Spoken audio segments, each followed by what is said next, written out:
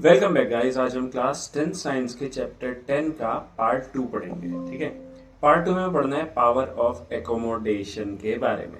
अभी power of accommodation का मतलब क्या होता है, देखो अभी क्या है, जैसे मैं पास देख रहा हूँ, ठीक है, मतलब कुछ पढ़ रहा हूँ मैं बेसिकली, तो पास ही देखूंगा तो पढ़ रहा हूँ मैं। सडनली मुझे किसी ने दूर से आवाज लगाई तो मैं एकदम दूर देखने लग गया, तो क्या हुआ, मैंने अभी एकदम पास देख रहा हूँ, ठीक है, सडनली मैं दूर देखने लगा, तो दोनों केसेस में मुझे जो दिखाई देगा वो क्लियर दिखाई देगा। तो हमारी आई में जो आई लेंस होता है, ठीक है, उसकी एबिलिटी होती है कि वो अपनी फोकल लेंथ को एडजस्ट करती है डिपेंडिंग अपॉन कि हम पास का देख रहे हैं या दूर का देख रहे हैं। मैं फिर से बोलता हूं, पावर ऑफ एकोमोडेशन का मतलब होता है the ability of eye lens to adjust its focal length. जो हमारी आई लेंस है वो क्या करती है, अपनी फोकल लेंथ को एडजस्ट करती है डिपेंड अपॉन कि हम पास का देख रहे हैं या दूर का देख रहे हैं, और वो बहुत जल्दी कर देती है। जैसे मैंने पास का पढ़ रहा था, अभी मैं सडनली मुझे आवाज आई, मैंने दूर का देखा तो मुझे दूर का भी दिखने लग गया। तो ये क्या है, फिर पास का मैं देखने लग गया, फिर मैं पढ़ने लग गया। तो ये क्या है, हमारी जो आई लेंस होती है उसकी एबिलिटी होती है कि वो अपने फोकल लेंथ को एडजस्ट करती है कि हम पास का देख रहे हैं दूर का देख रहे हैं। इसी को बोलते हैं पावर ऑफ एकोमोडेशन। ठीक है, अब इसको पढ़ते हैं। The eye lens is composed of fibrous jelly like material. ठीक है, आई लेंस किस चीज का बना होता है, फाइब्रस जेली लाइक होता है, जेली के जैसा होता है। ठीक है, और its curvature can be modified to some extend by ciliary muscles. अब इसको देख लेते हैं, वो ऊपर वाला डायग्राम जो है उसमें, तो यहाँ पे क्या है, हमारे पास ये रही सिलियरी मसल्स। ठीक है, ये और ये सिलियरी मसल्स हो गई। ये सिलियरी मसल्स क्या करती हैं, जो हमारा ये लेंस है ना, क्रिस्टलाइन लेंस, ये इसके कर्वेचर को चेंज करती है। कर्वेचर को चेंज करना मतलब क्या है कि इसको कभी मोटा करती है कभी पतला करती है। मतलब हमारा आई लेंस जो है ये कभी मोटा हो जाता है कभी पतला हो जाता है। कब होता है वो अभी हम देखेंगे। ठीक है, और ये कर्वेचर है, मतलब जैसे कर्व सा आ रहा है ना, इसे कर्वेचर बोलते हैं। अब इसको नीचे देखते हैं, तो यहाँ पे हमें ये समझना है कि पास का देखने पे क्या होता है, दूर का देखने पे आई में क्या चेंज होता है। The change in the curvature of eye lens can दस चेंज इट्स फोकल लेंथ।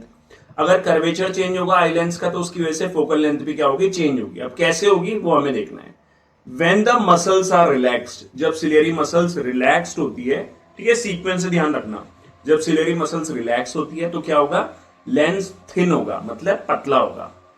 उसकी वजह से क्या होगा, दस इट्स फोकल लेंथ इंक्रीजेस। उसकी फोकल लेंथ क्या है, इंक्रीज हो जाएगी, जिसकी वजह से हम डिस्टेंट ऑब्जेक्ट को क्लियरली देख पाएंगे। डिस्टेंट मतलब दूर का ऑब्जेक्ट हम क्लियरली देख पाएंगे।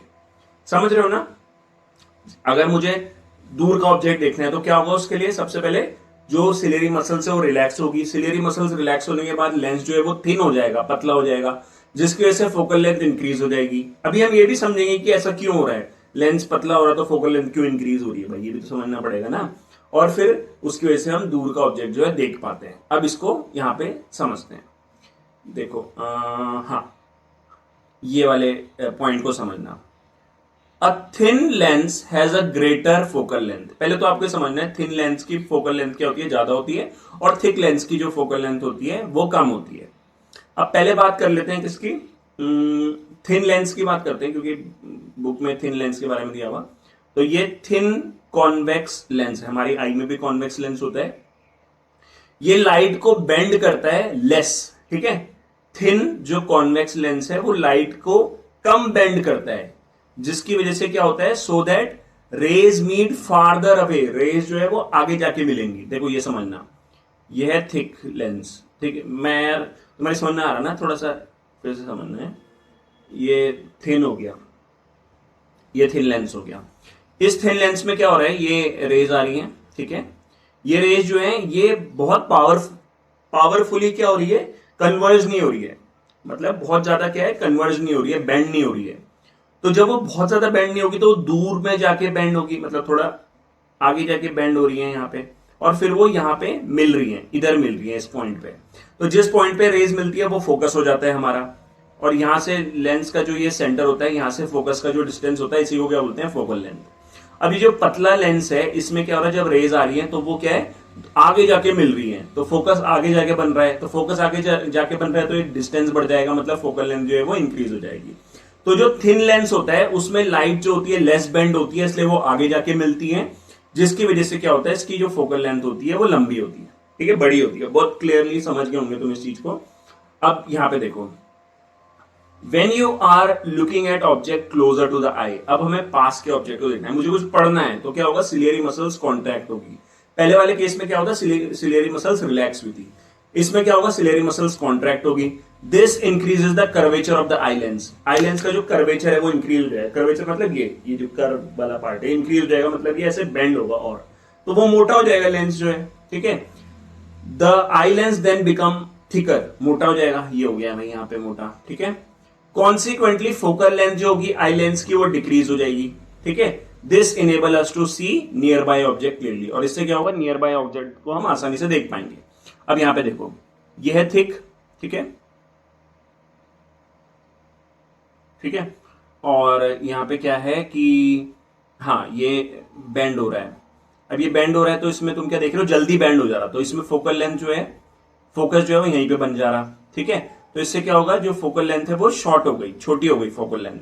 तो इसलिए जो थिक लेंस होते हैं उनकी फोकल लेंथ क्या रहती है, शॉर्ट रहती है, ठीक है।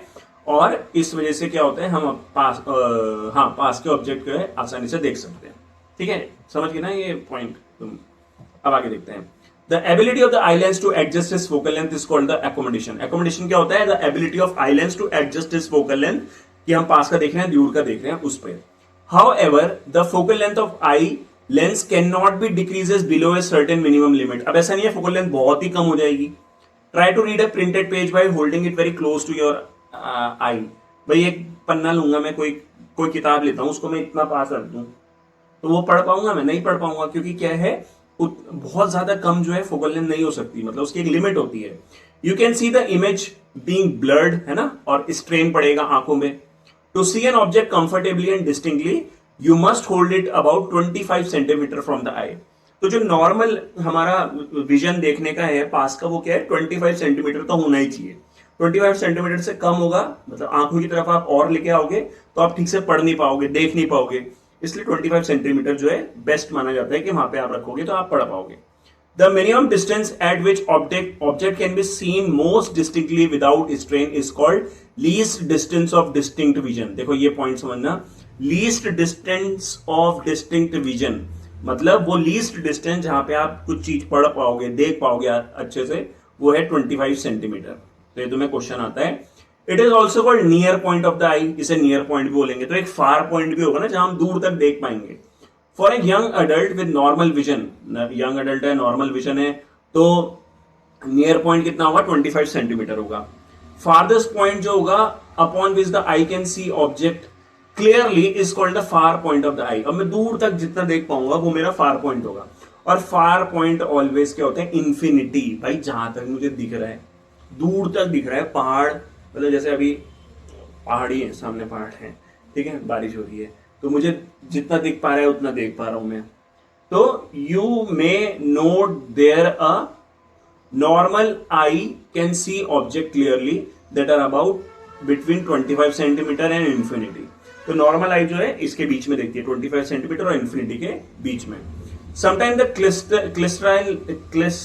Crystalline lens of people at old age become milky. अब ये लेंस है ना, कभी मिल्की हो जाता है, तुम्हें लगेगा व्हाइट व्हाइट कुछ है, ठीक है, और क्लाउडी हो जाता है। This condition is called cataract. Cataract की सर्जरी होती है।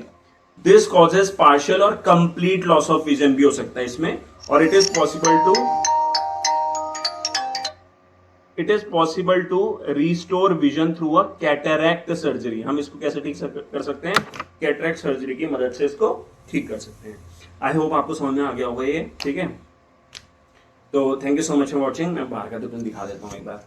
ये देखो बाहर, वो तुम्हें दिख रहा होगा, वहां पे बारिश हो रही है, वो पहाड़ है, बादल आ रखे हैं, मस्त मौसम रखा है, ठीक है। चलो तो इतना ही रहने देते हैं इस वीडियो में। Thank you so much for watching this video. Bye bye.